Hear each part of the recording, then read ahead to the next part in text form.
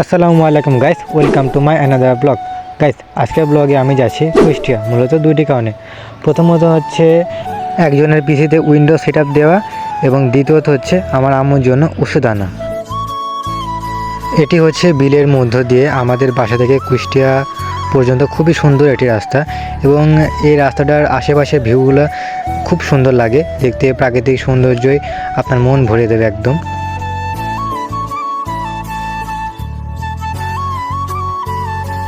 আর guys, এই শীতকালে মাঠের আসল সৌন্দর্য বলতে আমরা যা বুঝি সেটা হচ্ছে সরিষা ফুল।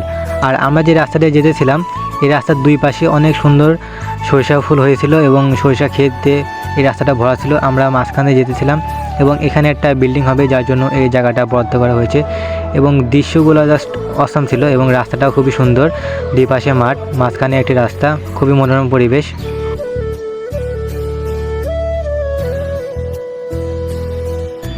আর গাইস, আমরা এখন বিলের রাস্তা ছেড়ে মেন রাস্তায় উঠছি, এবং ওটার সময় দুই সাইডে লক্ষ্য রাখছি কোনো গাড়ি আসে নাকি। খুবই সতর্কভাবে আমরা রাস্তায় উঠলাম, এবং তোমরাও এদিকে নজর রাখবা রাস্তায় ওঠার সময় বা রাস্তা পারাপার করার সময়। দুই দিকে নজর রাখবা যে কোনো গাড়ি আসে নাকি, এবং সেফলি সবসময় রাইড করার চেষ্টা করবা। তো গাইস, আপনারা দৃশ্যগুলো উপভোগ করুন। একবারে কথা হচ্ছে কুষ্টিয়ায় গিয়ে।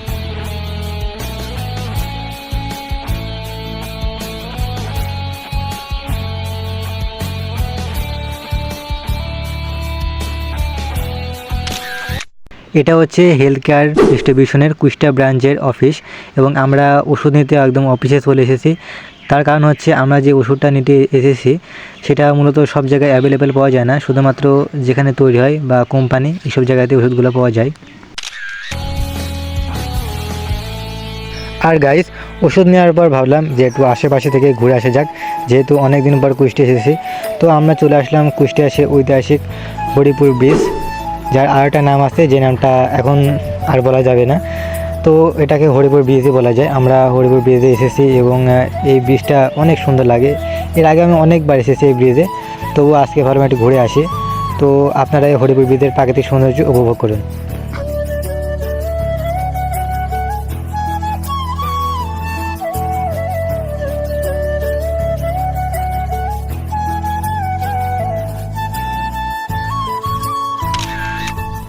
এটা হচ্ছে হরিপুর ব্রিজের অন্য প্রান্তের স্তর। ওই প্রান্তে আছে কুষ্টিয়া, এবং এই প্রান্তে একটা গ্রাম আছে যেটা আছে হাটস হরিপুর বলা হয় যে গ্রামটাকে। আর আমরা এই প্রান্তে দাঁড়িয়ে আছি, এবং এখান থেকে দৃশ্যগুলো অনেক সুন্দর লাগছিল, বিশেষ করে যখন সূর্যের আলোটা ওই পানির ওপর পড়ছিল, তখন তো এটা জাস্ট বলার বাইরে ছিল। এবং দেখতে দেখতে আমরা অন্য একটা প্রান্তে চলে আসি, মূলত এটা কুষ্টিয়া সাইড, এবং এই প্রান্তের দৃশ্যগুলো ওই সাইডে থেকে অনেক সুন্দর আরও লাগতেছিল। আমরা এখানে মোটরসাইকেলে ঘুরতেছিলাম এবং প্রাকৃতিক দৃশ্য উপভোগ করতেছিলাম। তো আপনারা আমাদের সাথে এই প্রাকৃতিক দৃশ্য উপভোগ করুন।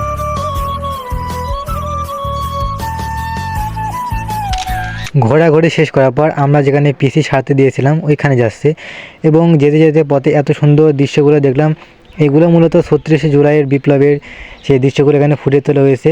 বাংলাদেশের মানুষের যে এত প্রতিভা, এই ৩৬শে জুলাই বিপ্লব না ঘটলে জানতে পারতাম না।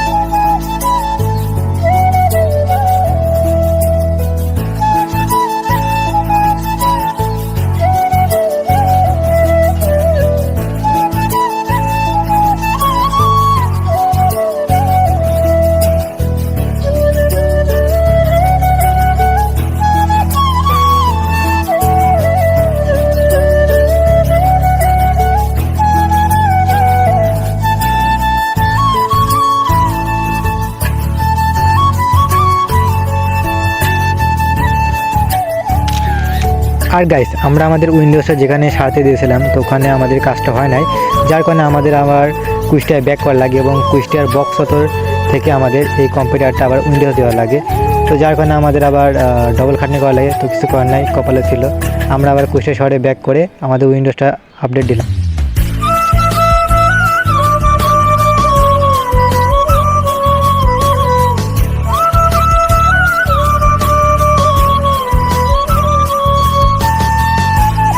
এবং আরেকটা কথা না বলে নয়, রাতের সময় কুষ্টিয়া শহরটা এত সুন্দর লাগে। রাতে না আসলে বুঝতে পারতাম না। এর আগেও আমি রাতে অনেকবার এসেছিলাম, বাট আজকে যেন একটু কুষ্টিয়া শহরটা একটু বেশি ভালো লাগতেছিল।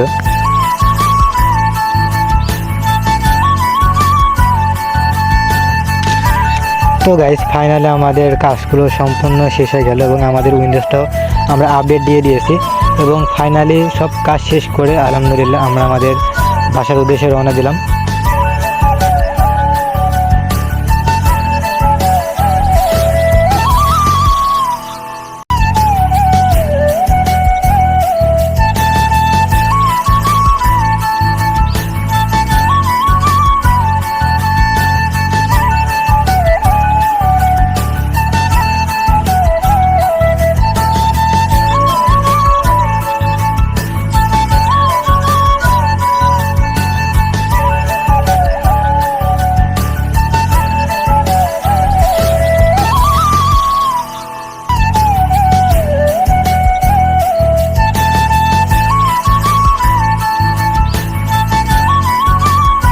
তো গাইস, আজকের ব্লগটা এই পর্যন্তই। সবাই ভালো থাকবেন, সুস্থ থাকবেন এবং ইনশাআল্লাহ আপনাদের সাথে দেখা হবে অন্য কোনো ব্লগে।